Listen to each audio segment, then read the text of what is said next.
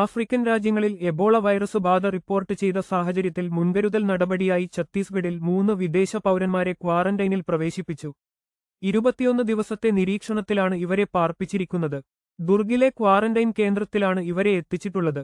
ആശുപത്രികളും ക്വാറന്റൈൻ സൗകര്യങ്ങളും ജാഗ്രതയിലാണെന്നും ജനങ്ങളുടെ സുരക്ഷ ഉറപ്പാക്കിയിട്ടുണ്ടെന്നും ഛത്തീസ്ഗഡ് ആരോഗ്യമന്ത്രി ശ്യാം ബിഹാരി ജയ്സ്വാൾ അറിയിച്ചു.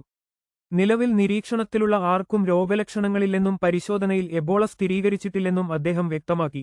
മുൻപ് ബംഗളൂരുവിൽ ഉഗാണ്ട സ്വദേശിയായ 28 വയസ്സുള്ള യുവതിയെ സമാനമായ സാഹചര്യത്തിൽ നിരീക്ഷണത്തിലാക്കിയിരുന്നു. മെയ് 23-ന് കെമ്പഗൌഡ വിമാനത്താവളത്തിലെത്തിയ യുവതിക്ക് രോഗലക്ഷണങ്ങൾ കണ്ടതിനെ തുടർന്ന് പരിശോധിച്ചെങ്കിലും എബോളയില്ലെന്ന് സ്ഥിരീകരിച്ചു.